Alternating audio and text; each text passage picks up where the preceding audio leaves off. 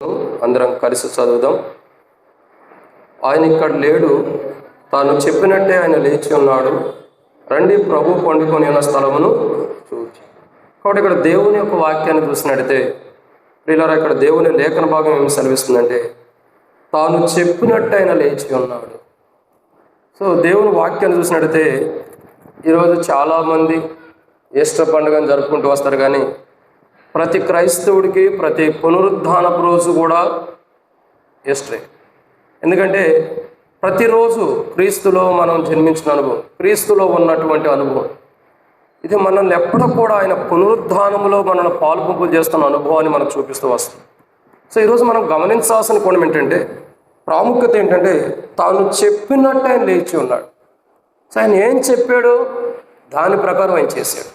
ఆయన ఏం చెప్పాడంటే, మనిషి కుమారుడు పాపుల చేతికి అప్పగించబడుతున్నాడు, వారు ఆయన్ని సిలువ వేస్తారు, ఆయన చనిపోయి 3వ రోజున పునరుద్ధాడే లెగుస్తాడన్నమాట.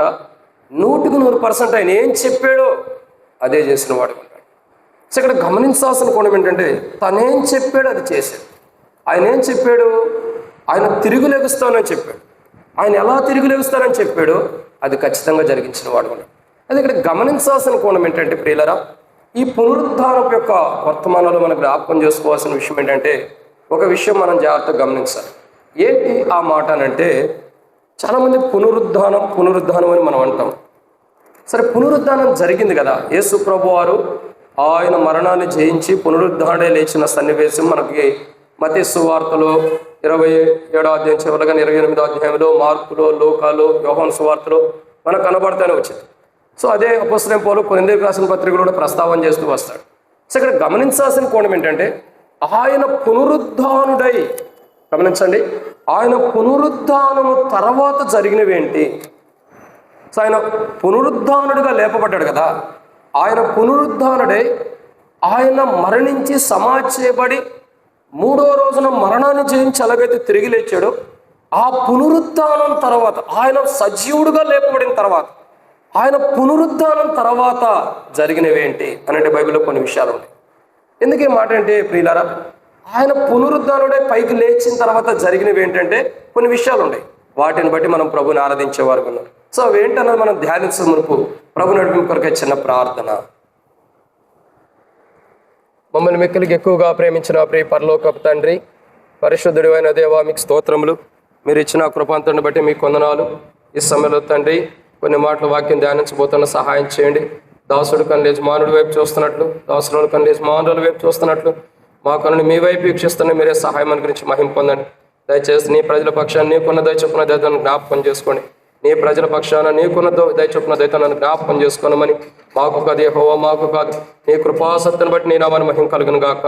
ప్రభు ఇక్కడ నీ ప్రజల్ని జ్ఞాపకం చేసుకోండి. వారికంటే నేను యోగ్యుని కాదు, వారికంటే నేను ఘనమైన వాడిని కాదు, వారికంటే నేను శ్రేష్ఠుని కాడు నేను ఒప్పుకుంటున్నా. కాబట్టి ప్రభా, నిష్ప్రయోజకమైన వాడిని నన్ను నేను ఖాళీ చేసుకుంటున్నా ప్రభు, ఎందుకు పనికిరాని వాడిని, వట్టివాడిని, మట్టివాడిని నేను ఒప్పుకుంటున్నా ప్రభా. తండ్రి, నీ యొక్క కృపచేత నిలబెట్టి మీరు మహిమ పొందండి. నా ఆలోచన, నా మాటలన్నీ త్రోసివేయండి. పరలోకం నుండి నీ ప్రజలకు నువ్వు ఏది బయలుపరచాలనుకున్నావు, నీ చిత్తం ఏమైందో వారు నిన్నెట్లు ఆరాధించి నిన్ను గణపరచాలో ఆ కోణంలో ప్రభా, నీ ప్రజల యొక్క హృదయాలకి మాకును అవసరమైన మాట ప్రభు నా నోటి నుంచి మీరు మాట్లాడి మహిమ పొందమని, ప్రతి బలహీనతలు శత్రు కార్యాలన్నింటిని లయపరచమని, పరిచర్య అంతా దీవించమని, దేవా తెరవబడిన ఆకాశం మాకు అనుగ్రహించి ఆకాశం ఇప్పి పడతానంత విస్తారమని పరిశుద్ధాత్మను అభిషేకించండి. దేవా నాతో మాతో మీరు మాట్లాడమని, మరొకసారి ప్రభు ఈ యొక్క పరిచర్యకి నీరు కట్టి ముద్రించమని, శిరస్సుగా మీరు అధికారిగా మీరు నడిపించమని, ఈ పరిచర్య అంతట్లో మీరే మహిమ పొందండి. మాకును ఎక్కడ మహిమ రాకుండా మీరు చేసిన కార్యాలను బట్టి మిమ్మల్ని స్తుతించే వరకు స్థిరపరచమని, ముందున్న సమయం ఎంతో దీవించండి. వచ్చిన ప్రజలందరూ స్తోత్రములు, రావాల్సిన వారిని త్వరపెట్టి తీసుకురండి, మధ్య మార్గంలో సకాలం నడిపించండి, ఎవరికి టబాయిలకి వెళ్ళి జరపని సాయం చేసి ఈ పరిచర్య అంతా దీవించమని, నన్ను నీ యొక్క గాయపడిన హస్తములకు అప్పగించుకుంటూ, నీ హస్తాలకు హస్తగతం చేసుకుంటూ మీరే శిరస్సుగా ఉండి నడిపించి మహిమ పొందమని, నీ ప్రజలకు అవసరమైన మాటలు అనుగ్రహించి మహిమ పొందమని యేసు ప్రభు నామములో ప్రార్థన చేస్తున్నాను తండ్రి, ఆమేన్. కాబట్టి ప్రియులారా, ఇక్కడ మనం దేవుని వాక్యాన్ని జాగ్రత్తగా గమనించినట్లయితే ఒక మాటను మనం చూడవచ్చు. ఏంటి మాట ఏంటంటే, ఆయన పునరుద్ధానం తర్వాత జరిగినవి అంటే ఆయన సమాధిలో నుండి బయటకు వచ్చిన తర్వాత జరిగినవి ఏంటంటే బైబిల్లో కొన్ని విషయాలు ఉన్నాయి. సో దాంట్లో మొదటి మాట, రెండు దేవుని వాక్యాన్ని చూసినట్టయితే మత్తయి సువార్త, దేవుని వాక్యం చూస్తున్నాం. మత్తయి సువార్త 28వ అధ్యాయం మొదటి వచనం నుండి 6 వచనాల వరకు మనం చూస్తాం. విశ్రాంతి దినం గడిచిపోయిన తర్వాత ఎవరైనా ఉండాలి చదివేవారు?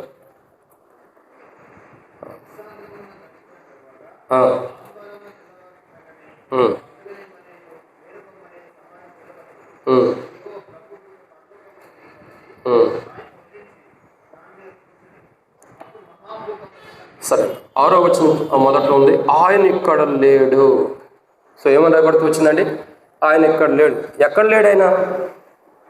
సో ఆయన ఎక్కడ పెట్టారంటే, ఆయన కలువరిశిల్లో ప్రాణము తండ్రికి అప్పచెప్పిన తర్వాత, తండ్రి ఇదిగో నా ఆత్మ సమాప్తమైందని చెప్పి, ఇదిగో నా ఆత్మ నీకు అప్పగిస్తున్నానని మన ప్రభు యేసుక్రీస్తు ప్రభువారు తన ఆత్మని తండ్రికి అప్పచెప్పిన తర్వాత ఆయన్ని తీసుకెళ్లి సమాధిలో పెట్టబడుతూ వచ్చింది.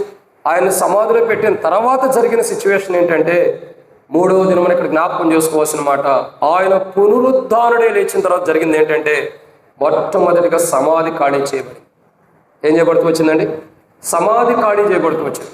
చూడండి, ప్రపంచంలో ఎవరి సమాధి కూడా ఖాళీగా లేదు, కానీ మన ప్రభువైన యేసుక్రీస్తు ప్రభువారి యొక్క సమాధి ఖాళీగా ఉంటూ వచ్చింది. ఆయన పునరుద్ధారుడుగా లేచిన తర్వాత, ఆయన పునరుద్ధారుడే లేచిన తర్వాత మొట్టమొదటి కార్యం ఏంటంటే సమాధి ఖాళీ చేయబడి ఏం చేయబడుతూ వచ్చిందండి?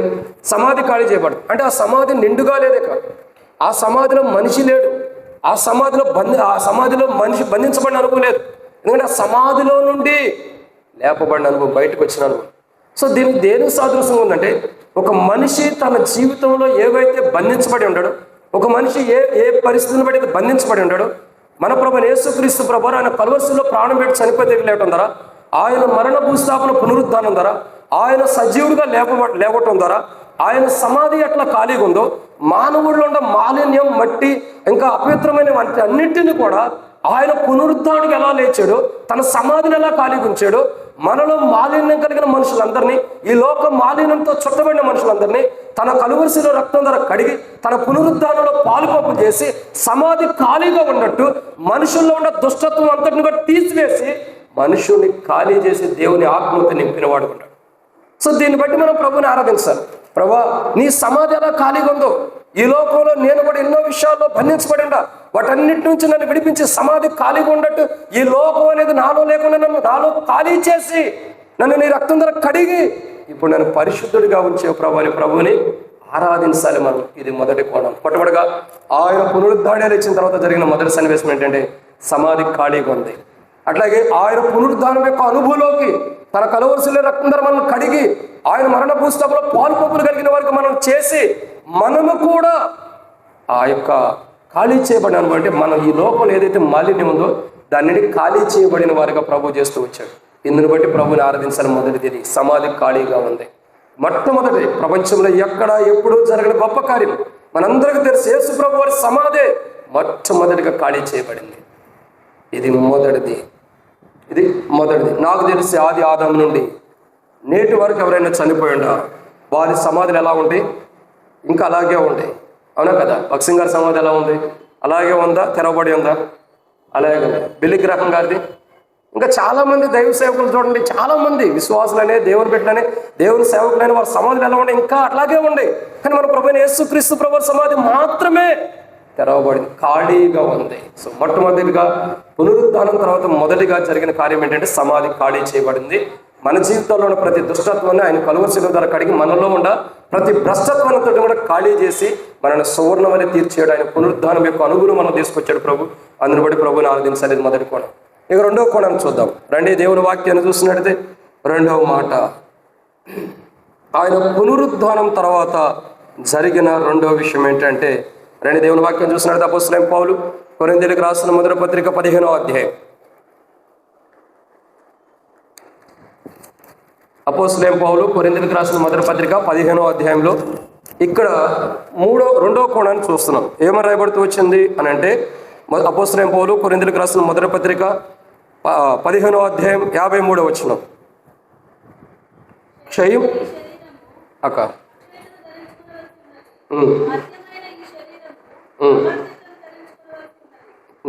చాలు అక్క. కాబట్టి ఇక్కడ మనం రెండో కోణం చూస్తున్నాం. క్షయమైన ఈ శరీరము అక్షయతను. ఇక్కడ గమనించాల్సిన కోణం ఏంటంటే, ఆయన పునరుద్ధానుడుగా లేపబడిన తర్వాత మొదటి కోణం ఏంటంటే సమాధి ఖాళీ చేయబడి. రెండో అనుభవం ఏంటి? క్షయమైపోయి ఈ శరీరం అక్షయతను ధరించుకున్న అనుభవం వచ్చింది. సో ఆ అనుభవం ప్రాముఖ్యత. క్షయమైపోయి ఈ శరీరం ఏం జరుగుతుందండి? అక్షయతను ధరించుకున్నటువంటి అనుభవం. సో ఒక మాటలో చెప్పాలంటే నశించిపోయే శరీరము మన్ను మీద వెనకటం వల్లే మరలా భూమి చేరుతున్నటువంటి శరీరంలో నుండి ఇప్పుడు మనకు ఏం జరుగుతుంది? అక్షయత ధరించబడినటువంటి అనుభవం. సో ఇక్కడ గమనించాల్సిన కోణం ఏంటంటే, రెండోదిగా క్షయమైపోవలసినటువంటి శరీరం లేదా క్షయమైన ఈ శరీరము అక్షయతను ధరించుకుంది. అందుకే పౌలు కూడా చెబుతాడు, వాడబారనే కిరీటము. సో నా జీవితంలో ప్రభు నాకు ఇవ్వబోతున్నాడు వాడబారనేది. సో ఈ అక్షయం అనేది ఎలాంటిదంటే ఎంతో శ్రేష్టకరమైనది, ఎంతో ఉన్నతమైనది. అది వాడబారేది కాదు, ఎప్పటికీ నిత్యత్వపు జీవితం కలిగి ఉంది. సో మన ప్రభు అయిన యేసుక్రీస్తు ప్రభు వారు ఆయన పునరుద్ధాన్ని కలువరిలో ప్రాణం పెట్టి చనిపోయి తిరిగి లేచి ఆయన సమాధిలో నుండి పునరుద్ధాన్ని లేకటం ద్వారా మొట్టమొదటిగా ఆయన సమాధి ఖాళీ చేయబడింది. రెండోది అక్షయత అనేది మానవుడి జీవితంలోకి ఇవ్వబడుతూ వచ్చింది. సో ఒకప్పుడు క్షయమైపోయే జీవితాలు మనకి, ఒకప్పుడు ఎప్పుడు చచ్చిపోతామో తెలియదు, ఎక్కడికి వెళ్ళిపోతామో తెలియదు, ఏమైపోతామో తెలియదు, మన శరీరం అంతా కూడా ఎలా ఉండిదో తెలియదు. కానీ మన ప్రభు అయిన యేసుక్రీస్తు ప్రభు ఆయన కలువరిలో ప్రాణం పెట్టి చనిపోయి తిరిగి లేకుండా ద్వారా ఆయన పునరుద్ధానం ద్వారా అక్షయత ధరింపజేయబడిన అనుభవంలోకి మనల్ని తీసుకొచ్చాడు యేసు ప్రభు. సో దీన్ని బట్టి మనం ప్రభుని ఆరాధించాలి. ఇది రెండవ కోణం. మూడవ కోణాన్ని చూస్తున్నట్లయితే అపోస్తలుడైన పౌలు కొరింథీయులకు రాసిన మొదటి పత్రిక 15వ అధ్యాయం 54వ వచనం.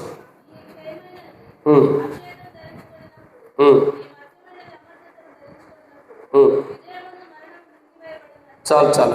కాబట్టి ఇక్కడ మనం గమనించాల్సిన మూడవ కోణం, ఆయన పునరుద్ధానుడే లేగొట్టడం ద్వారా జరిగిన మూడో కార్యం ఏంటంటే ఏమనబడుతుందండి? ఆయన పునరుద్ధానుడే లేచిన తర్వాత మూడవదిగా జరిగింది ఏంటి? మొట్టమొదటిగా ఆయన సమాధి ఖాళీగా ఉంది. రెండవదిగా శరీరం ఎలా ఉందండి? అక్షయమైనదిగా. మూడవదిగా చూస్తున్నట్లయితే మరణమందు విజయం మృంగివేయబడి ఆయన సమాధిలో నుండి బయటికి రావటం ద్వారా, ఆయన పునరుద్ధానుడిగా లేపబట్టడం ద్వారా, ఆయన మరణములో నుండి జీవాన్ని కలిగినటువంటి ప్రభువుగా లేపబట్టడం ద్వారా మనం గమనించాల్సిన కోణం ఏంటంటే, ఇక్కడ మూడోదిగా ఆయన పునరుద్ధాన్ని లేచిన తర్వాత మూడోది జరిగింది ఏంటంటే మరణాన్ని మృంగివేశాడు. ఏం చేశాడండి? మరణం మృంగివేయబడింది, అది రుజువుపరచబడింది. ఆయన పునరుద్ధానుడే లేగటం ద్వారా, ఆయన సజీవుడిగా లేగటం ద్వారా మరణం మృంగివేయబడింది. ఇప్పటికే యేసుప్రభు వారు లెగకపోతే, యేసుప్రభు వారు సమాధిలోనే ఉంటే, యేసుప్రభు వారు సమాధిలోనే బంధించబడి ఉంటే మానవుడికి రక్షణే ఉండేది కాదు. ఆయన పునరుద్ధానుడే లేగటం ద్వారా, ఆయన మరణంలో నుండి మరణాన్ని మృంగివేసి లేగటం ద్వారా, ఆయన మరణాన్ని మృంగివేయటం ద్వారా, సమాధిలో నుంచి బయటకు వచ్చి మరణాన్ని మృంగివేసిన అనుభవం కలిగి ఉండటం ద్వారా ఈరోజు మానవుడికి రక్షణ ఉంది.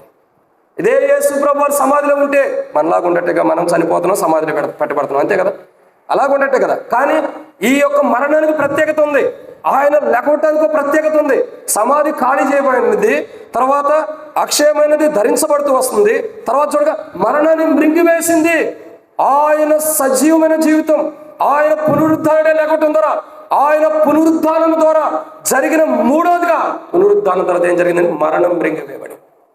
పునరుద్ధానం తర్వాత నేను ఎందుకంటున్నానంటే ఆయన లేచాడు కాబట్టి మరణం మృంగివేయబడిందని అర్థం. ఆయన లెగవపోతే, ఆయన సమాధిలో ఉంటే ఆయన అందరిలాగా మరణించినట్టే, అంతేనా కదా సుమి? చెప్పండి. చూడండి, ఇప్పుడు అక్కడ కొంతమంది మరియా వారితో కూడిన కొందరు ఏం చేశారు? సుగంధ ద్రవ్యములు తీసుకుని యేసుప్రభు వారి సమాధి దగ్గరికి వెళ్ళారు. ఎందుకు వెళ్ళారు? అది పరిశుద్ధపరిచే దినమని, లేకపోతే శుద్ధి చేసే దినమని కానీ వాళ్ళు వస్తూ వచ్చారు.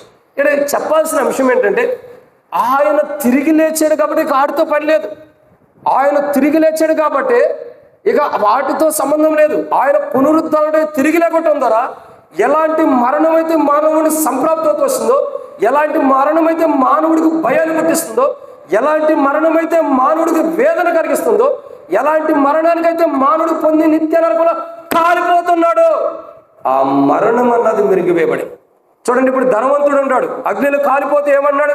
అయ్యా అబ్రహాం కుడిపార్శ్వంగా లాజరు యొక్క బొట్టను వెళ్ళి నీటి ఒక బొట్టు తీసుకొచ్చిన 4 మీద ఉంటాడు. ఎందుకని? అగ్నిగుండంలో కాలిపోతున్నాడు మరణంలో ఉండి. సో ఆ మరణాన్ని మింగివేశాడు.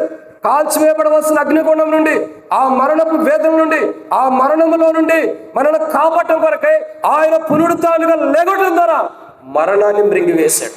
ఏ మరణమైతే మనల్ని వేధిస్తుందో, ఏ మరణమైతే మనల్ని భయపెడుతుందో, ఏ మరణమైతే మనకు బాధగా చేస్తుందో, ఏ మరణమైతే మనల్ని దుఃఖపరుస్తుందో, ఏ మరణమైతే మానవుని కృంగదీస్తుందో ఆ మరణాన్ని ఏం చేశాడు? ఆయన మృంగివేశాడు. ఆయన పునరుద్ధరణ లేచిన తర్వాత జరిగినది మూడవది. మొదటిగా ఆయన సమాధి ఖాళీ, 2 శరీరము అక్షయతను ధరించుకుంది, మూడవదిగా చూస్తున్నట్టయితే మరణమును మృంగివేశాడు. ఎంత గొప్ప ప్రభు చూడండి. ఇది ఆయన పునరుద్ధరణ లేకపోతే సమాధి ఖాళీగా ఉండేదా? లేదు. ఆయన పునరుద్ధరణ లేకపోతే అక్షయతను ధరించుకున్నదా? లేదు. ఆయన పునరుద్ధరణ లేకపోతే మరణం మృంగివేయబడేదా? లేదు. అంటే ఇక్కడ అర్థం ఏంటండి? ఆయన పునరుద్ధరణగా లేపబట్టడం ద్వారానే సమాధి ఖాళీ, అక్షయత, ఇంకా మరణం అనేది మృంగివేయబడిన అనుభవంలోకి వచ్చాం. ఈ గొప్ప అనుభవం ద్వారా మనం దేవుని రాజ్యంలో ఉంటున్నాం. నిత్య నరకం నుండి తప్పించబడి నిత్య జీవానికి వారసులుగా చేయబడుతున్నాం. ఇదన్నమాట అండి. 3. 4వ విషయాన్ని చూద్దామండి. అపోస్తలుడైన పౌలు కొరింథీయులకు రాసిన మొదటి పత్రిక 15వ అధ్యాయం 54వ వచనం చివర్లో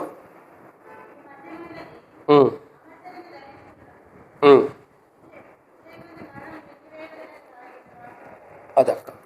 కాబట్టి ఆయన పునరుద్ధానుడిగా లేపబట్టడం ద్వారా జరిగిన 4వ కార్యం, ఆయన పునరుద్ధానుడిగా లేచిన తర్వాత జరిగిన 4వ క్రియ ఏంటంటే, మొట్టమొదటిగా సమాధి ఖాళీ అయింది, 2వదిగా అక్షయతను ధరించుకున్నాను, మూడవదిగా మరణాన్ని మృంగివేయబడినాను, 4వదిగా చూస్తున్నట్లయితే వాక్యం నెరవేర్చబడింది. ఏమైందండి? వాక్యం నెరవేర్చబడింది. ఇప్పుడు చూడండి, నేను మొదటి నుంచి చెప్తా చూడండి. మోషే ఈ లోకానికి పంపించాడు దేవుడు. మోషేని ఎందుకు పంపించాడు? దైవ ప్రణాళికలో ఆనాడు ఫరో చంపాలనుకున్నా సరే దేవుడు కాపాడుతూ మోషేని తన కృప ద్వారా మరి నీటిలో ఉన్నప్పటికీ, జమ్మిపెట్టిలో ఉన్నప్పటికీ దేవుడు మరి కృపచేత ఫరో యొక్క కుమార్తె యొక్క కంటి కనబడేటట్టు చేసి ఆమె ఆ బిడ్డను తీసుకెళ్ళి మళ్ళా ఒక తల్లికి పెంచేటట్టు విధానం తీసుకొచ్చి రాజు యొక్క స్థానం తీసుకురాబడి, వీటన్నిటి కారణం ఏంటి? దైవ ప్రణాళిక. అసలు మోషే పట్ల దేవుని ప్రణాళిక ఏంటంటే, ఆనాడు మోషే పుట్టినప్పుడే ప్రజల్ని 2 సంవత్సరాల ప్రాయంగానే ఆ ప్రాయంలో చంపమని ఫరో ఆజ్ఞాపిస్తూ వచ్చాడు. అయినా దేవుడు కాపాడుతూ వచ్చాడు. కారణం ఏంటి? ఇశ్రాయేల్ ప్రజలు 400 సంవత్సరాలు బానిసలుగా ఉంటారు. వారిని విడిపించడానికి ఒక నాయకుడిని దేవుడు ఏర్పరచుకున్నాడు, ఒక నమ్మకస్తుని దేవుడు ఏర్పరచుకున్నాడు. అతడే మోషే. కాబట్టి ఆ మోషేని కాపాడటానికి దేవుడు దైవ ప్రణాళికలో అనేక విధానాలు అతనికి ఎన్నొచ్చినా కాపాడుతూ వచ్చాడు. సో ఈ మోషే వచ్చిన తర్వాత ఏం జరుగుతూ వచ్చిందండి? ప్రజలు నడిపిస్తూ మోషేని ఎందుకు లోకరం పంపాడు? 430 సంవత్సరాల దాకా బంధకాల్లో ఉన్నటువంటి ఇశ్రాయేల్ ప్రజలను విడిపించి కానాన్ని చేర్చడానికే కదా. మరి మోషే వెళ్ళాడు కానానికి? చెప్పండి, మోషే వెళ్ళాడు కానానికి? వెళ్ళలా. ఎందుకు వెళ్ళలేదు? ఒక చిన్న ఆలోచన, చిన్న మాటను బట్టి వెళ్ళాల్సిన కానాన్ని పోగొట్టుకుంటూ వచ్చాడు. అంటే ప్రతి మనిషి ఇక్కడి నుంచి గమనించండి, ప్రతి మనిషి కూడా దేవుని చిత్తంలో లోకానికి వచ్చిన ప్రతి మానవుడు కూడా దేవుని కొరకు ఏదో పని చేయాలని లోకానికి వచ్చిన వారు ఏదో ఒక బలహీనతల్లో తొలగిపోయిన వారు, వాక్యాన్ని సంపూర్ణంగా నెరవేర్చలేని స్థితిలో ఉంటారు. వాక్యాన్ని సంపూర్ణంగా నెరవేర్చలేని అనుభవం. ప్రవక్తలు కానీ, యాజకులు కానీ, లేదా దేవుని బిడ్డలు అనబడుతున్న వారు కానీ, రాజులైనా ఎవరైనా సరే దేవుని వాక్యాన్ని సంపూర్ణంగా నెరవేర్చలేని స్థితిలో ఉన్నారు. అలాంటి సందర్భంలో దేవుడు తన కుమారుని యోహాను సువార్త మొదటి అధ్యాయం మొదటి వచనంలో ఆదియందు వాక్యముండు, వాక్యమే దేవుడే ఉండు, వాక్యమే దేవుని యొద్ద ఉండెను. యోహాను రాసిన పత్రిక యోహాను సువార్త మొదటి అధ్యాయం మొదటి వచనం అలా ఉంది. తర్వాత యోహాను సువార్త మొదటి అధ్యాయం 14వ వచనంలో ఆ వాక్యమే శరీరధారి కృపా సత్య సంపూర్ణ మన మధ్య నివసించెను, దిగివచ్చెను. సో ఈ వాక్యం ఏదైతే ఉందో ఆ వాక్యమును సంపూర్ణంగా నెరవేర్చడానికి యేసు ప్రభువారు ఆయన ఈ లోకానికి వచ్చి కలువరిశిలో ప్రాణం పెట్టి చనిపోయి తిరిగి లేచాడు. ఆయన పునరుద్ధరణే లేకపోవడం ద్వారా ఏ వాక్యం అయితే మానవుడిని నెరవేర్చలేకపోతున్నారో ఆ వాక్యం సంపూర్ణంగా నెరవేర్చబడుతూ వచ్చింది. ఏం జరుగుతూ వచ్చిందండి? సంపూర్ణంగా నెరవేర్చబడింది. ఇంకో మాట చెప్పమంటారా? మోషే అయినా 100% నెరవేర్చి ఉండొచ్చు, లేదా 99% నెరవేర్చి ఉండొచ్చు. మరొకరు ఎవరైనా 190 ఎవరు ప్రవక్తలు కానీ, యాజకులు కానీ ఎవరో ఒకరు 199% నెరవేర్చి ఉండొచ్చు. కానీ 100% దేవుని వాక్యాన్ని సంపూర్ణంగా నెరవేర్చిన వాడు మన ప్రభువైన యేసుక్రీస్తు ప్రభువారు. ఎవరండి? మన ప్రభువైన యేసుక్రీస్తు ప్రభువారు. కాబట్టి ఇక్కడ గమనించాల్సిన కోణం, మొట్టమొదటిగా ఆయన పునరుద్ధరణ లేచిన తర్వాత జరిగినది సమాధి ఖాళీ అయింది, 2 శరీరం అక్షయతను ధరించుకుంది, 3 మరణం మృంగివేయబడింది, 4 వాక్యం నెరవేర్చబడింది. 5వదిగా చూసినట్టయితే రండి దేవుని వాక్యాన్ని చూద్దాం. అపోస్తలుడైన పౌలు కొరింథీయులకు రాసిన మొదటి పత్రిక 15వ అధ్యాయం 55వ వచనం. చాలా కాబట్టి మరణాన్ని మృంగివేశాడు. తర్వాత 5వది ఎన్నమాట? 5 ఏదైనా 4 5వది అంటే కొద్దిగా చెప్పడం మర్చిపోయి నాకు మధ్య మధ్యలో అడిగితే చెప్పండి దయచేసి ఏమనుకోవద్దు. కాబట్టి మీరే అన్నీ ఎక్కువ గుర్తుపెట్టుకుంటారు బ్రదర్స్ కంటే కూడా, ఎందుకంటే ఇంటికాడే గొడవైన ప్రతిదీ క్షుణ్ణంగా గుర్తుపెట్టుకునేది మీరే కదా, అందుకే మిమ్మల్ని అడుగుతాం. కాబట్టి మొట్టమొదటిగా ఆయన పునరుద్ధారణ లేచిన తర్వాత జరిగింది ఏంటి? సమాధి ఖాళీ అయింది. 2 అక్షయతం ధరించబడింది. 3 మరణం మిరిగివేయబడింది. 4 వాక్యం నెరవేర్చబడింది. 5 ఇక్కడ రాయబడుతున్న మాట, ఓ మరణమా నీ విజయం ఎక్కడ? మరణము ఏదైతే విజయాన్ని పొందుతుందో ఆ విజయాన్ని ఓడించిన వాడు ఏం చేశాడండి? ఆ విజయాన్ని ఓడించేశాడు. మరణము ఆది ఆదాము నుండి యేసు ప్రభు వారి ముందర వరకు కూడా ఇప్పుడు ఈ లోకానికి పుట్టిన ప్రతి ఒక్కరూ కూడా చనిపోతున్నారు. ప్రతి ఒక్కరి పైన మరణం ఏం చేస్తుందండి? విజయం పొందుతానే వచ్చింది. పొందలేదా? అసలు విజయం పొందలేదంటే అర్థం ఏంటి? ఆ మనిషి మరణం నుండి లేపబడ్డాడని అర్థం. సో ప్రతి మనిషి పైన ఏముందండి? మరణం ఏలుతూనే వస్తుంది. అంటే ఇప్పటివరకు అందరూ లేచారా? లేకలేదు. అంటే అర్థం ఏంటి? ప్రతి మనిషి పైన మరణం విజయం పొందింది. కానీ మన ప్రభు అయిన యేసు ప్రభు వారి పైన విజయం పొందాల. విజయం పొందడానికి అవసరం లేదు, ఎందుకంటే మరణం మీదే ఆయన విజయాన్ని పొందాడు. సో అందుకంటాడు సవాలుగా పౌలు కొరింథీయులకు రాస్తాడు, ఓ మరణమా నీ విజయం ఎక్కడ? ఈరోజు ఈ విజయం ఎక్కడుంది? మానవుడి పైన విజయాన్ని పొందుతూ అతిశయిస్తున్న ఓ మరణమా నీ విజయం ఎక్కడా? ఎందుకు ఆ ప్రశ్న వేస్తున్నాడు? అనేక మంది మనుషుల పైన మరణం విజయాన్ని పొందుతూ వస్తుంది. అనేక మంది మనుషుల పైన మరణం విజయాన్ని పొందుతున్నప్పుడు మన ప్రభు యేసుక్రీస్తు ప్రభువారు ఆయన కలువరిశిలో ప్రాణం పెట్టి చనిపోయి తిరిగిలేటుందరా, ఆయన మరణ పుస్తకం పునరుద్ధానం ద్వారా, ఆయన సమాధిలో నుండి పునరుద్ధరణే లెగటం ద్వారా మరణం అనే దానిపైన విజయాన్ని పొందాడు. ఈరోజు మరణానికి విజయం లేదు. ఈరోజు మరణం అన్నది విజయం అన్నది సమాప్తి చేయబడుతూ వచ్చింది. ఇక మరణానికి విజయం లేదు. ఎందుకండి మరణం పైన విజయాన్ని మన ప్రభు యేసు ప్రభువారు పొందాడు. ఎట్టి మరణమైతే ప్రజలపైన విజయాన్ని పొందుతూ వస్తుందో, ఎట్టి మరణమైతే ప్రజల్ని ఓడిస్తూ వస్తుందో, ఎట్టి మరణమైతే ప్రజల్ని ఓటమి కలుగు చేస్తుందో, ఎట్టి మరణమైతే ప్రజలకు ఓటమి ఇస్తుందో, ఆ మరణాన్నే ఓడించి విజయాన్ని పొందిన వాడు ఉంటాడు. అందుకే మనం చూస్తూ వస్తాం, ఆయన హెబ్రీ పత్రిక 2వ అధ్యాయంలో ఆయన దూతల కంటే కొంచెం తక్కువ వాడుగా చేయబడిన యేసు శిలువ మరణం పొందిన తర్వాత మహిమా ప్రభావంతో కిరీటం ధరించిన వానిగా ఆయన చూచుచున్నాం. అంటే అర్థం ఏంటండి? మరణాన్ని ఓడించాడు, మరణానికి విజయం లేకుండా చేశాడు, మరణపు విజయాన్ని ఓడించాడు. కాబట్టి ఆయన మహిమా కిరీటాన్ని పొందిన ప్రభువుగా మనం చూస్తూ వస్తున్నాం. కానీ ఈరోజు మనం గమనించాల్సిన 5వ కోణం, ఆయన పునరుద్ధరణ లేచిన తర్వాత జరిగిన 5వ సందర్భం ఏంటి? మరణం పైన విజయాన్ని పొందాడు. 6వ సందర్భం ఏంటి? అపోస్తలుడైన పౌలు కొరింథీయులకు రాసిన మొదటి పత్రిక 15వ అధ్యాయం 55వ వచనం.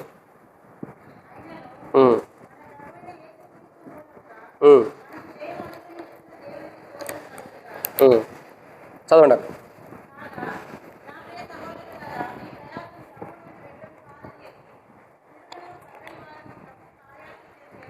చాలు. కాబట్టి ఇక్కడ మనం చూస్తున్న 6వ మాట ఏంటి? 6వ మాట ఏంటంటే ఏమని రాయబడుతూ వచ్చిందండి? ఓ మరణమా నీ ముళ్ళు ఎక్కడ? సో మరణం అనే ముళ్ళు ప్రతి ఒక్కరికి గుచ్చుకుంటూ వస్తుంది, ప్రతి ఒక్కరికి గుచ్చుకుంటుంది. చూడండి, మరణం అనేది ఒక ముళ్ళు లాంటిది. ప్రతి మనిషికి ఒక ముళ్ళు లాంటిది. ఒక ముళ్ళు గుచ్చుకోగానే మనిషికి ఎలా ఉంటుంది చెప్పండి? కాలికి ముళ్ళు గుచ్చుకునేది కదా, కాలికి కానీ చేతికి కానీ గుచ్చుకునేది. అప్పుడు ఏమవుతుంది? మనిషి శరీరం ఎలా ఉంటుంది? ఎంత బాగుందో, ఎంత చక్కగా ఉందో అని హ్యాపీగా ఉంటాం మనం, ఉన్నాం. ఆ ముళ్ళు గుచ్చుకున్నప్పుడు ఎలా ఉంటుంది? నొప్పిగా ఉండేది. ప్రతి మనిషికి మరణం అనేది ఒక నొప్పిలాగా, ముళ్ళులాగా ఉంటూ వస్తుంది, ముళ్ళు వల్ల గుచ్చుతూ వస్తుంది. ప్రతి మనిషి యొక్క జీవితంలో కూడా మరణం ఒక ముళ్ళులాగా గుచ్చుకుంటూ వచ్చింది. కానీ ఆ మరణపు ముళ్ళును కూడా విరిచేసాడు ఆయన. అందుకే లోకంలో పెద్దలు ఒక సామెత చెబుతారు, ముళ్ళుని బాగా తెలుసు, ముళ్ళుని దేంతో తీయాలండి? మన వాళ్ళు పిన్నిసులు పెడి చూస్తారు, గుండుసూదులు పెడి తీస్తారు. ముళ్ళుని దేంతో తీయాలంట? ముళ్ళుతోనే తీయాలి. కానీ చూడండి, మరణపు ముళ్ళుని విరిచేశాడు ఆయన. అసలు ఆ మరణపు ముళ్ళు అన్నది ఇంకా ఉండటానికి లేదు, దాన్ని విరిచి పడవేసాడు. అది మానవుడికి గుచ్చుకునే అనుభవం లేదు. మీరు అనుకోవచ్చు, బ్రదర్ మరి మరణపు ముళ్ళుని విరిచేసినప్పుడు మరి మనం అందరం ఎలా చనిపోతున్నాం? ఆయన విరిచిన మరణపు ముళ్ళు దేనికంటే ఆత్మకి మరణం లేకుండా విరిచివేశాడు. ఆత్మ నరకంలో కాలిపోకుండా ఆత్మని నరకంలో పడవేసే ఆ మరణపు ముళ్ళుని ఆయన విరిచివేశాడు. కాబట్టి ఆయన మరణపు ముళ్ళుని విరిచివేయటం ద్వారా ఈరోజు మన జీవితాలు ఎంతో మరణములో నుండి ఎక్కడ దాటించబడేయండి, మరణములో నుండి జీవంలోనికి దాటించబడాయి. మన ప్రభువైన యేసుక్రీస్తు ప్రభువారు ఆయన కలువరిశిలో ప్రాణం పెట్టి చనిపోయి తిరిగి లేవటం ద్వారా, ఆయన పునరుద్ధానుగా సమాధి నుంచి లేవటం ద్వారా, ఆ మరణపు ముళ్ళును విరవటం ద్వారా ఇప్పుడు మనం మరణములో నుండి జీవంలోనికి దాటించబడి ఉన్నాం. చూడండి ఎంత గొప్ప కార్యము. మన ప్రభువైన యేసు ప్రభువారు ఆయన పునరుద్ధానుడై లేచిన తర్వాత మొట్టమొదటి జరిగింది ఏంటి? సమాధి ఖాళీ. రెండవదిగా అక్షయత ధరించబడింది. మూడవదిగా మరణాన్ని మృంగివేశాడు. నాలుగవదిగా వాక్యాన్ని నెరవేర్చాడు. ఐదవదిగా మరణం పైన విజయాన్ని పొందాడు. ఆరవదిగా మరణపు ముళ్ళును విరిసేసాడు. ఏదైతే మరణపు ముళ్ళు ఉందో, అసలు మరణపు ముళ్ళు ఏంటి చెప్పండి? మరణం ముళ్ళు పాపము, పాపమునకున్న బలము ధర్మశాస్త్రం. ఆ మరణపు ముళ్ళు నిలిచివేశాడు. ఏంటి ఆ మరణపు ముళ్ళు అంటే? పాపము. ఏంటండి? పాపం. బైబిల్లో రాయబడుతూ వచ్చింది 56 వచ్చిన మరణపు ముళ్ళు పాపం, పాపమునకున్న బలం ధర్మశాస్త్రమే. అంటే అర్థం ఏంటండి? మానవుడు తప్పు చేస్తే శిక్షించాలనేది ధర్మశాస్త్రంలో ఉంది. బలం ఏంటి? ధర్మశాస్త్రంలో ఏం రాయబడిందో మానవుడు పాపం చేస్తే దాన్ని అనుభవించాలి. సో పాపానికి బలం ఎక్కడ ఉందంటే అక్కడ అంటే తీర్పు తీర్చడానికి. సో అక్కడ గమనించాల్సిన కోణం ఏంటంటే, ఒక్క మాటలో చెప్పాలంటే మరణపు ముళ్ళు అంటే పాపాన్ని ఆయన విరిచివేసాడు. ఏం విరిచాడండి? పాపం. చూడండి, నేను ఒక మాట అడుగుతూ ప్రియులారా, ఇలాంటి అలవాట్లు ఉంటే దయచేసి మిమ్మల్ని గురించి నేను చెప్పలేదు, మీ సేవకు నాకేం చెప్పలేదు, తప్పుగా అర్థం చేసుకోవద్దు. ఒక విషయం చెబుతున్నా. ఆ మధ్యకాల సమయంలో మా దగ్గర ఒక బర్త్డే మీటింగ్ జరుగుతూ వచ్చింది. బర్త్డే మీటింగ్ జరుగుతూ వస్తే నేను అన్నాను, సహజంగా బర్త్డే మీటింగ్ జరిగినప్పుడు ఏం చేస్తారు చివరిలో? మనకంతా అదే మెయిన్ గుర్తుండేది. ముందర వాక్యం వీటన్నిటికంటే కూడా చివరిలో ఏం చేస్తాం అదే గుర్తుండేది. చివరిలో ఏం చేస్తారు అక్క? పెద్దగా చెప్పండి. నేను ఒక మాట అంటే తప్పుగా అర్థం చేసుకోవద్దు. మందిరంలో మన సౌండ్ ఎలా ఉంటుందంటే పక్కన వాళ్ళకి కూడా వినపడదు. అదే మన ఇంట్లో ఎట్లా ఉంటుంది? ఈ గల్లీలో కేకలైతే ఆ గల్లీకి వినపడుతుంది. అర్థమవుతుందండి? మందిరంలోనేమో అస్సలు మన స్వరమే బయటికి రాదు.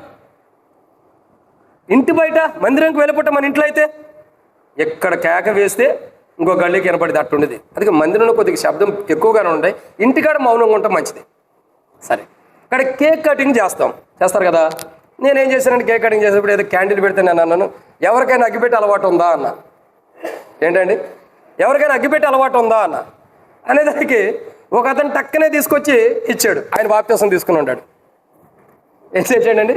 టక్కనే తీసుకొచ్చి ఇచ్చాడు. ఏంటి? లైటర్ తీసుకొచ్చాడు. నేను ఆశ్చర్యపోతున్నా. అగ్గిపెట్టి ఉందా అని అడిగితే, అన్న ఇంట్లో ఉందనో లేదా పక్కన ఉందనో తెచ్చామన్నా అని చెప్పాలి, కానీ జేబులో నిండి ఎట్ట వచ్చింది అంటే నేను మొదట కేక్ కటింగ్ అగ్గిపెట్టి అడుగుతాడని తెచ్చాడా? కాదు. రక్షణ పొందినా, మార్మోస్ పొందినా, బాప్తిసం పొందినా తీసుకున్నా ఈ అలవాట్లు పోలా. నేను అడుగుతూ వచ్చా, బ్రదర్ ఎవరి దగ్గరైనా అగ్గిపెట్టి అలవాటు ఉందా అని నేను అడిగా. అది పోయింది బ్రదర్ అంటే అయిపోయేది. తీసుకొచ్చి గబకని ఇదిగన్నా నా దగ్గర ఉందన్నాడు. సంఘస్థులందరూ నా మొహంగా చూస్తున్నారు, ఆయన ఎక్క చూస్తున్నారు. ఏం మాట్లాడుతుంది? దేవాన్ని ఇష్టం ప్రభాని వదిలేయటం తప్ప. అంటే కొంతమంది అలవాట్లు అలాగే ఉంటూ వస్తాయి. కానీ ఇక్కడ విషయం ఏంటంటే, పాపపు ముళ్ళును విరిచేశాడంటే అది మనలో ఉండదు. ఏ అలవాట్లు అయితే ఉండయో, ఏ చెడ్డ అలవాట్లు అయితే ఉండయో, చెడ్డ క్రియలు ఏవైతే ఉండయో అవి మొత్తం విరిచివేయబడింది. అసలు ఏదైతే పాపం ఉందో సమస్తం విరిచివేయబడింది. తిమోతి అంకులు సాక్ష్యంలో చెబుతూ వస్తాడు. ఏమనంటే, రక్షించబడిన కొత్తలో అంకులు ఒక ప్రాంతం నుండి మరో ప్రాంతానికి ఒక గల్లీలో కొండ వెళ్తున్నప్పుడు ఆ మార్గంలో గోడలకు ఇటువైపు అటువైపు అంట సినిమా పోస్టర్లు అంటించుండే. సినిమా పోస్టర్లు అంటించుంటే అంతకుముందు ఆ గల్లీలో వచ్చేటప్పుడు వెళ్ళేటప్పుడు డైలీ చూసుకుంటూ వెళ్ళేవాడు. డైలీ చూసుకుంటూ వెళ్తూ ఉండేవాడు. ఆ రక్షించబడిన తర్వాత ఆ మార్గంలో కొండ వెళ్తుంటే, నాకంటే మీ పెద్దలు చాలామంది ఉంటారు, మీకే ఆ సాక్ష్యం ఎక్కువ తెలుసు. ఆ మార్గంలో కొండ వెళ్తూ ఉంటే ఆ సినిమా పోస్టర్స్ అతికేసి ఉండేయంట. అతకబెట్టి ఉంటే ఇప్పుడు డైలీ వెళ్ళేవాడు ఏం చేస్తాడు? ఇప్పుడు మన గల్లీలోకి ఎవరైనా పీస్ మిఠాయి అమ్ముతూ వచ్చారనుకోండి, రోజు వస్తున్నాడు, రోజు మన పిల్లడికి ఇప్పిస్తున్నాం అనుకోండి, ఈ రోజు కూడా వస్తే ఇప్పికొని ఉంటామా? మరి మనం ఇప్పిపోయిన వాడు అడగకుండా ఉంటాడా? అడుగుతాడు కదా. అట్లాగే తిమోతి అంకులు రోజు వెళ్తా చూస్తూ వచ్చేవాడు కదా. రక్షించబడిన తర్వాత అదే గల్లీలో వెళ్తున్నాడంట. గల్లీలో వెళ్తూ ఉంటే, అదే మార్గంలో వెళ్తూ ఉంటే సినిమా పోస్టర్స్ ఉన్నాయి. ఇప్పుడు ఏం చేయాలి ఆయన? సహజంగా తాను చూడొద్దు అనుకున్న తన శరీరం ఎలాంటిది? ఎవరి శరీరమైనా ఆకర్షించేది కదా, కంపల్సరీ ఆకర్షణ కలిగి ఉంది కదా చూడాలని. ఇప్పుడు ఆదామవని ఏం చెప్పాడండి యేసుప్రభు వారు? ఆ పండు తినొద్దమ్మా అన్నాడు. అది చూడటానికి ఎలా ఉంది? చూపునకు రమ్యమైనదిగా, ఏదొద్దన్నాడు అదే క్షేమంగా కనపడుతుంది మనకి. అట్లాగే అక్కడ సినిమా పోస్టర్స్ కనపడుతున్నాయి. అప్పుడు అంకుల్ ఏం చేశాడంటే, రక్షించబడిన తర్వాత ఇట్లా ఆ గల్లీలో వెళ్తున్నప్పుడు ఇట్లా తలకి ఈ 2 చేతులు ఇట్లా పెట్టుకుని, చూడొద్దు ఇది అపవిత్రమైంది, అపవిత్రమైంది, ఇది వద్దు, ఇది వద్దు, ఇది చూడొద్దు అనుకుంటానే ఆ గల్లీ దాటి వెళ్ళిపోయాడంట. నేనేమంటే, ఒక వ్యక్తి రక్షించబడిన వ్యక్తిలో ఆ పాపం అన్నది ఇక ఉండదు. ఎందుకంటే ఆ ముళ్ళును విరిచేశాడు. ఆ పాపం అనేది లేకుండా చేస్తూ వచ్చాడు. యేసు ప్రభు వారు కలువరిశిలో ప్రాణం పెట్టి చనిపోయి తిరిగి లేచిన తర్వాత, ఆయన పునరుద్ధరణుడుగా లేచిన తర్వాత జరిగిన 6వ సందర్భం ఏంటంటే, పాపం అనే మరణపు ముళ్ళుని ఆయన విరిచేసాడు, ఇక లేకుండా చేశాడు. ఇప్పుడు మనం పాపంలో ఉన్నామా? పాపం నుండి విమోచించబడ్డామా? మళ్ళా ఏమో బ్రదర్ అనవాకండి, అది తేడా అయిపోయింది. ఆయన అగ్గిపెట్టి తీసుకొచ్చి ఇచ్చినట్టుండేది. ఇక ఇప్పుడు పాపంలో ఉన్నావా? పాపం నుండి విమోచించబడ్డామా? విమోచించబడంటే అర్థం ఏంటి? ఏదైతే పాపం మన మీద ఉందో, ఏ పాపం అయితే మనకు బలం, ధర్మశాస్త్రం బలంగా ఉందో, ఏ పాపం అయితే మనల్ని అడ్డుగా మన జీవితాన్ని నాశనం చేస్తుందో, దేవుని రాజ్యానికి వెళ్ళకోకుండా ఏ పాపం అయితే మన జీవితాన్ని నష్టపరుస్తుందో, ఆ పాపాన్నే ఆయన కలువరిశిలో రక్తం ద్వారా అణిచివేసి ఆయన పునరుద్ధానం ద్వారా ఇరిచివేశాడు ఆ ముళ్ళుని.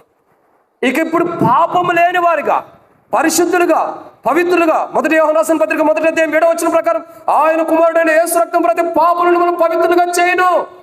అపోస్తలుడైన పౌలు రోమీయులకు రాసిన పత్రిక 5:9 ప్రకారం, యేసు ప్రభు రక్తం ద్వారా నీతిమంతులుగా తీర్చబడి, పరిశుద్ధులుగా, నీతిమంతులుగా, పవిత్రులుగా తీర్చబడి దేవుని రాజ్యానికి వెళ్ళి పరిశుద్ధులుగా తీర్చబడి పరిశుద్ధత కలిగిన దేవుని చూసే ధన్యత.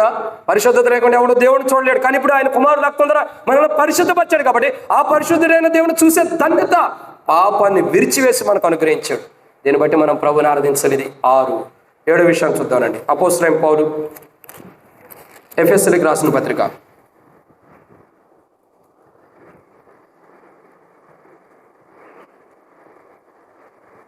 అపోస్తలుడైన పౌలు ఎఫెసీయులకు రాసినటువంటి పత్రిక మనం చూద్దాం. ఇక్కడ 5వ అధ్యాయం. అపోస్తలుడైన పౌలు ఎఫెసీయులకు రాసినటువంటి పత్రిక 5వ అధ్యాయం మనం చూస్తున్నట్టయితే 25వ వచనం నుండి 27 వచనాల వరకు ఉన్నాయి.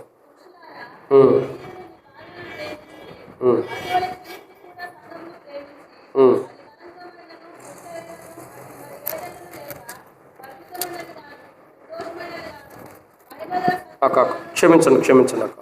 అపోస్తలుడైన పౌలు రోమీయులకు రాసిన పత్రిక 5వ అధ్యాయం 1వ వచనం. కాబట్టి విశ్వాసం వలన మనం నీతిమంతులుగా తీర్చబడి మన ప్రభువైన యేసుక్రీస్తు ద్వారా దేవునితో సమాధానం కలిగి ఉందేము. మరియు ఆయన ద్వారా మనం విశ్వాసం వలన ఈ కృపయందు ప్రవేశం గలవారమై అందులో నిలిచి ఉండి దేవుని మహిమను గురించిన నిరీక్షణ బట్టి అతిశయపడుచున్నాం. ఇక్కడ మనం గమనించాల్సిన కోణం ఏంటండి దేవునితో మనం కలపబడిన అనుభవం. ఆయన పునరుద్ధానం ద్వారా జరిగిన, ఇంకో మాట చెప్పాలంటే బైబిల్ ఇంకో చోట కూడా రాయబడుతూ వచ్చింది, ఉభయుల్ని ఏం చేశాడు? ఏకం చేశాడంట. మద్యపు గోడను పడగొట్టాడు. ఒక మాటలో చెప్పాలంటే ఆయన పునరుద్ధానం లెగవటం ద్వారా దేవునికి దూరస్తులమైన మనము దేవునికి మనకి మధ్యలో ఉన్న అడ్డుగోడ ఏం చేయబడిందండి?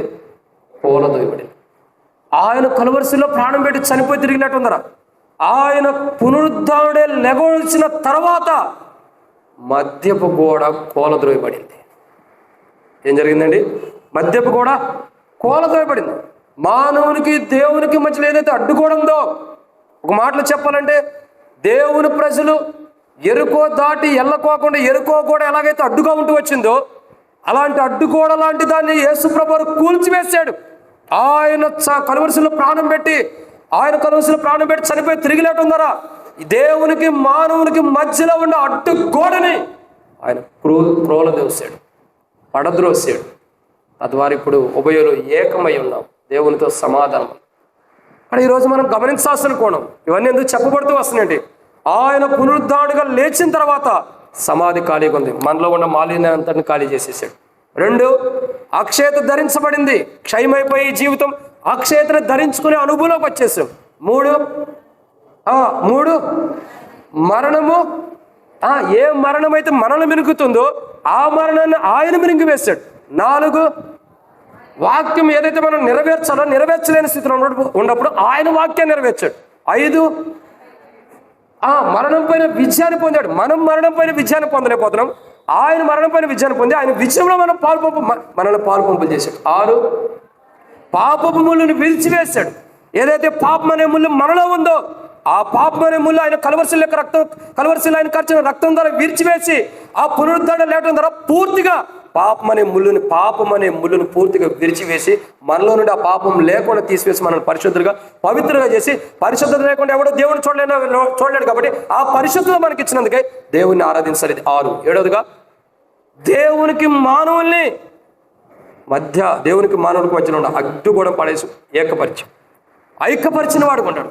దేవునితో సమాధానం కలుగజేశాడు. అంటే ఇక్కడ 7వ కోణం ఏంటంటే మనకి దేవునికి మధ్యలో ఏదైతే అడ్డు ఉందో ఆయన పునరుద్ధానం ద్వారా అదేం చేయబడిందండి, కోలద్రోయబడి ఇప్పుడు దేవుని ప్రజలు దేవునితో, దేవుని ప్రజలతో సత్సంబంధాలు కలిగిన ప్రేమతో ఇప్పుడు నడుస్తున్నామంటే భూమి మీద.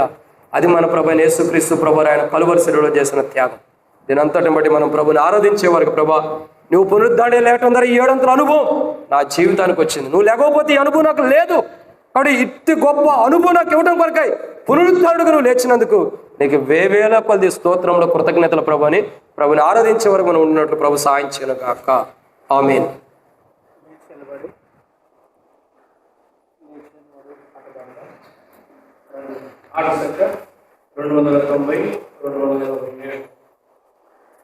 లైన్లో కూర్చొని ముందుకు వచ్చి 290 287 గీత జయ జయ